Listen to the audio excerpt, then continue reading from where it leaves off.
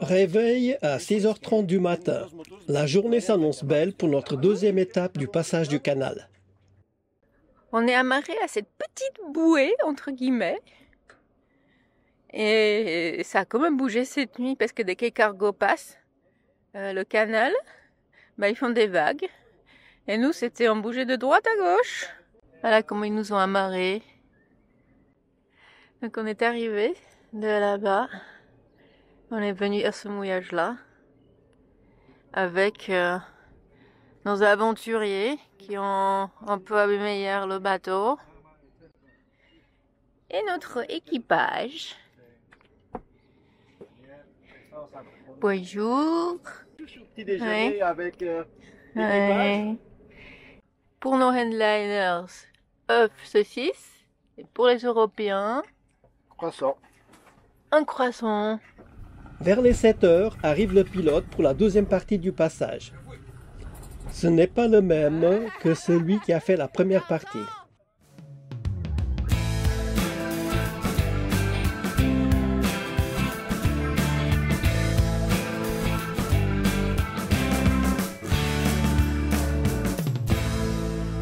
Ça y est. C'est parti.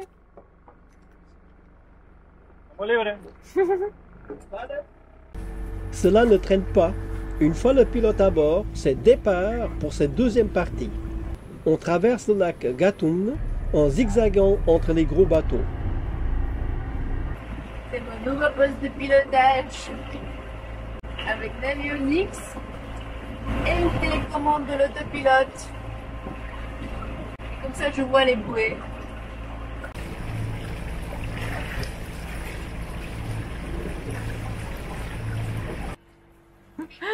Junior, ¿quieres babordo o tribordo? Tribordo. Vers le milieu du chemin, on doit s'arrêter sur une bouée pour laisser passer les bateaux qui remontent du Pacifique. Bon, on va s'arrêter un moment parce qu'on va rentrer après dans une partie super étroite du canal. Et on a de l'animation avec tous les cargos qui arrivent depuis le Pacifique. Et on roule avec les vagues des cargos. Voilà ce qu'on trouve sur le canal du Panama. Et c'est à cause d'eux qu'on doit attendre.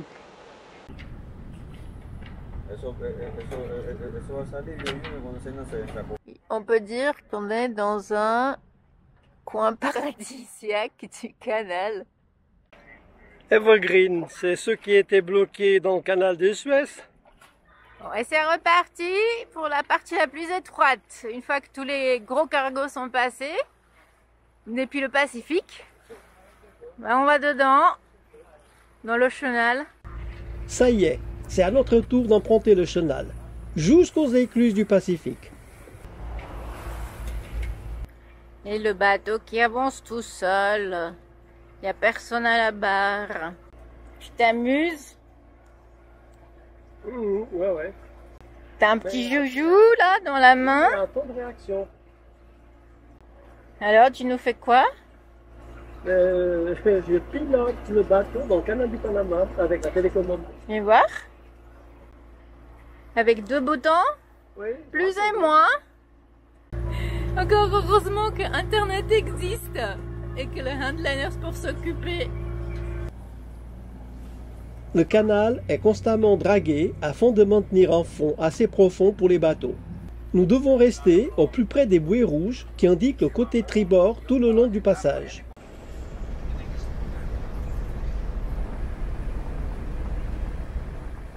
Nous passons sous le fameux pont du Centenario qui annonce la proximité des écluses du Pacifique. Juste avant la première écluse, on s'amarre à couple avec le catamaran. L'équipage a du mal à savoir quoi faire avec les amarres et nous devons nous reprendre à 2 fois. Putain, on risque vraiment gros avec eux. Bon, j'espère qu'on va pas finir dans le cargo avec eux. Moi j'ai mis toute la barre à tribord. Voilà ce que le capitaine va gérer. C'est pas évident avec cette bande de gros cailloux. Une bande de non-navigateurs, Ça peut pas naviguer. un cargo et 2 cargos. Contrairement à la première partie, cette fois ce sont les voiliers qui sont devant les cargos.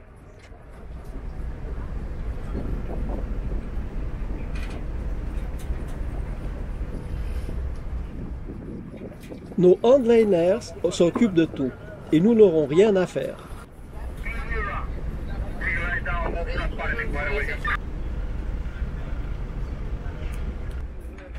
Nous sommes dans la première écluse, celle de Pedro Miguel.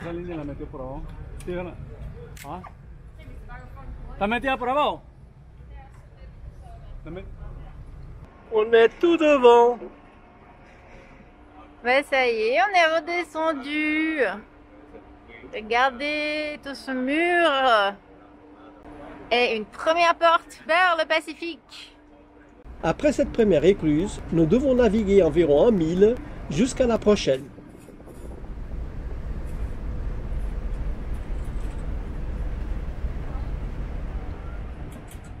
Ok, c'est l'avant-dernière écluse.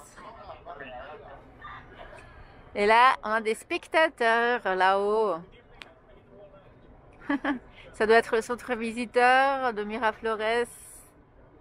Bon, c'est l'avant-dernière écluse et après, c'est enfin le Pacifique. Encore une. Enfin. Une écluse, on arrive dans le Pacifique. Ouais. Ben voilà, c'est la dernière écluse.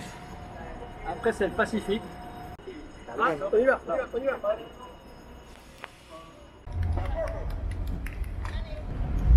Gracias!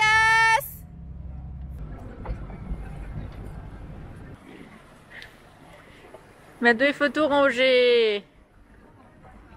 Tous les amarres.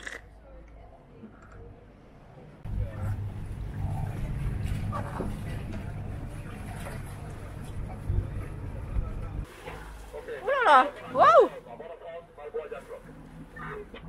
Oh de Dieu! Bon, on dit au revoir. Maintenant, il faut ranger tous les bouées, toutes les amarres.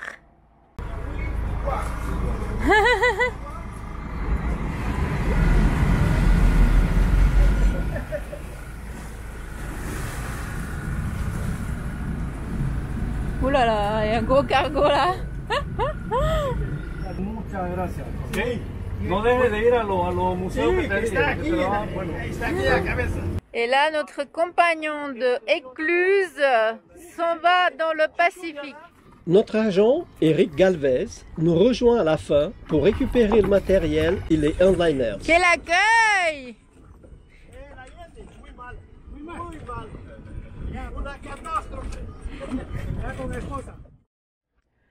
On vient enfin d'arriver au mouillage au Panama de l'autre côté, donc du Pacifique. Sauf que il fallait encore trouver un mouillage alternatif parce que le premier c'était complètement rouleur.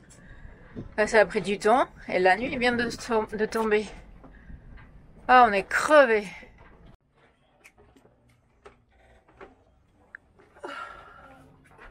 On est dans le Pacifique, à Panama City.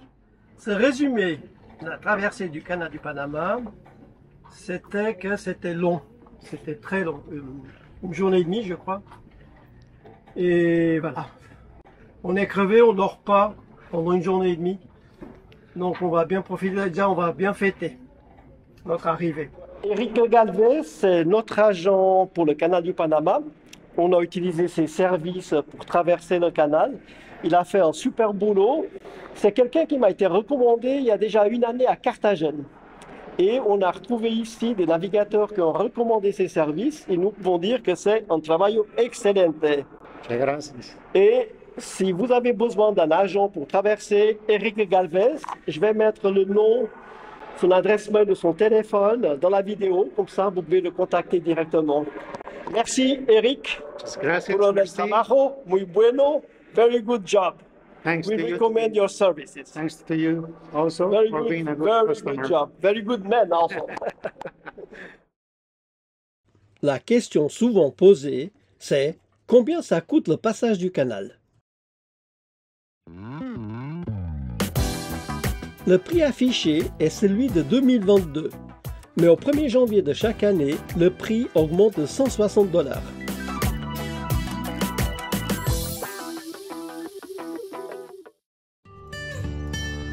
Vous pouvez trouver le lien dans la description de la vidéo.